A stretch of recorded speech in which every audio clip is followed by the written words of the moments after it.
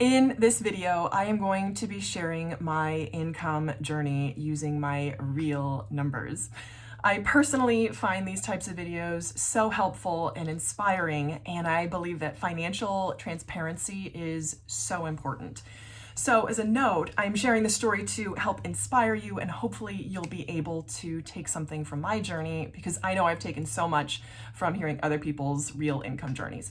So I'm going to use real numbers, and I got these from the IRS's website. It's irs.gov. If you didn't know, you can log on, create an account, and you can see your past tax returns from the past 9 years. So that is exactly what I did. You have to go through ID.me. It is authentic, it's legit. It was a little bit disorienting because you have to give them some information, some personal information. But all of that to get your information that is your information that the IRS is helpfully holding for you. So that is where I got the real numbers that I'm going to be sharing with you. As a note about me, I am in the Northeastern United States, and I was an English major. So I was not expecting ever a huge salary, but I actually never thought about my salary at all. I was not raised, and I didn't really train myself to think seriously about my income. I just kind of floated along because I would say that's what I saw around me, but I also never took the step to educate myself until I heard about the FIRE movement, and this was just in the last 8 years.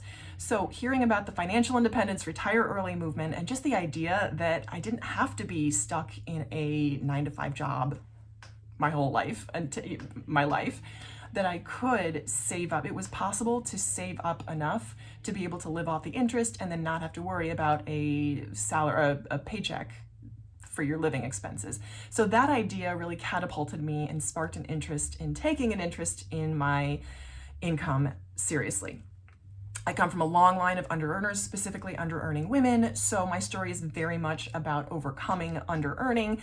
This is still a work in progress. I will say that I still have under-earning tendencies, and this is something that I am actively working to overcome.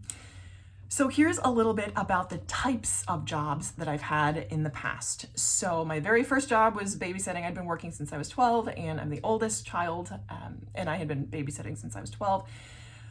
The first sort of real grown-up job I had was at a movie theater. So I would call those service jobs, the babysitting and waiting tables. That was my favorite early job, was waiting tables. I worked at Friendly's, TGI Fridays, and then later on Applebee's. My first job at Friendly's, I loved. I loved being able to serve a table and then be rewarded immediately afterward in cash. That was a great feeling to have that cash in my hand.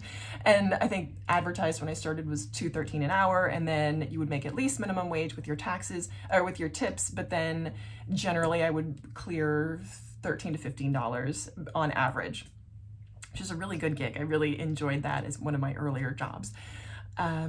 Then the next category would be the hourly category. So my actual very first job was in a movie theater, and that was just an hourly rate, whatever the minimum wage was at the time. I also worked at Bath and Body Works for a semester in college, and then I worked like an hour and a half at a CVS. I hated it. That's probably my least favorite category of jobs, was the hourly workers. I did not like that at all. I was not good at it. I just didn't like it. I didn't like the idea of having to watch the clock and then be paid for that. I did not like that. So I worked to get out of that. That's why I stayed in school, with the idea that I would not have to do that type of work going forward.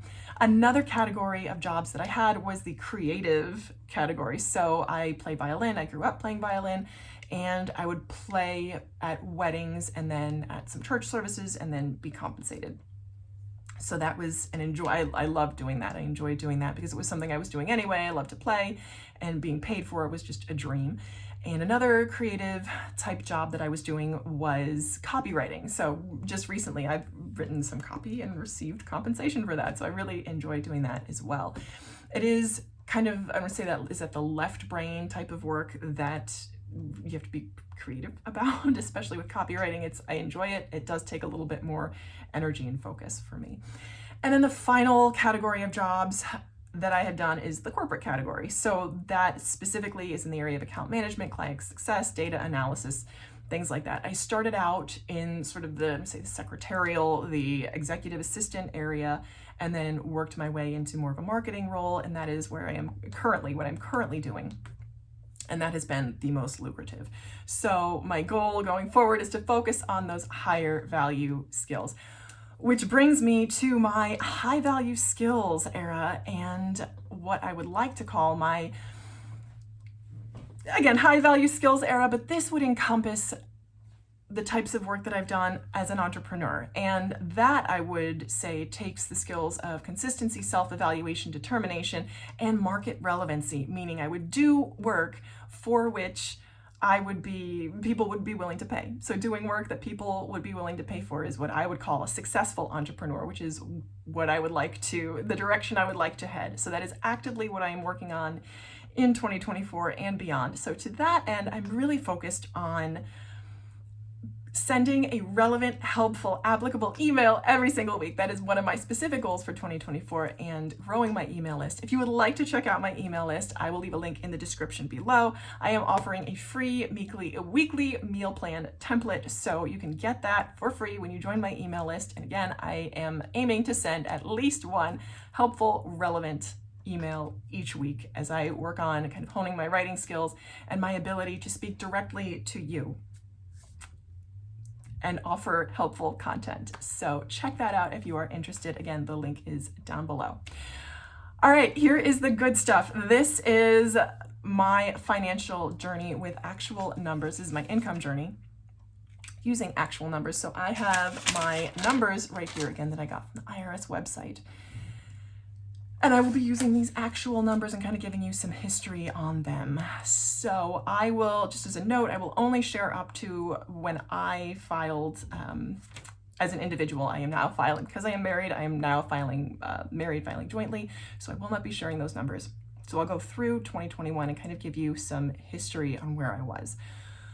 So beginning in 2015, I made $27,780. And at that point, I was working as marketing coordinator for an architect. And that was fairly interesting work. I was kind of bouncing around. This is when I was transitioning into the marketing world. I had, again, been in sort of the executive assistant world, and I was trying to transition more into marketing, but kind of going back and forth between the assisting and the marketing part. So in 2016, I jumped to $46,923. 2017, I made $49,192. And then in 2018, I only made $37,077. And this is when I had a bit of a career change. So I had faced some unemployment. I had moved into account management at that point. But my whole team had gotten laid off. So in 2018, I had maybe a period of 5 weeks unemployment.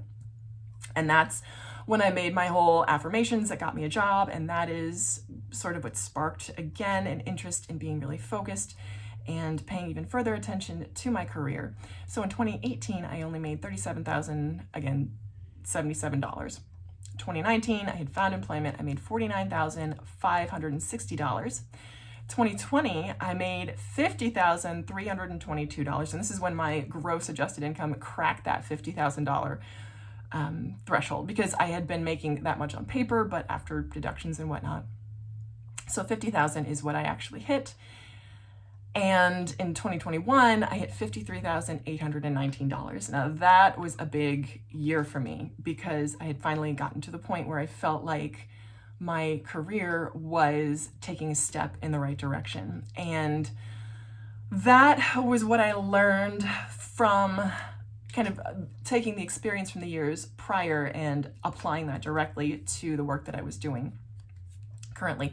And I feel like that had a huge impact in my overall compensation. And I aim to carry that energy forward and to sort of not repeat the year before, but to learn from, adjust, and grow from the year before, which is always my ongoing quest. So that's what I got for you. That is my income journey. I hope this has been helpful, been inspiring to you in some way. And let me know in the comments down below about your income journey. What has your progression been? And let me know if you check out the IRS website. Let me know what you find.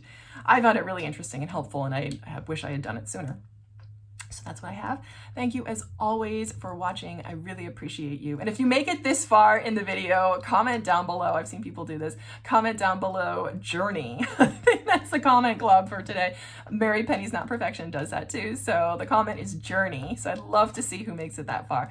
So thank you as always. I appreciate you. Thank you for watching, and I hope you'll keep watching. Bye.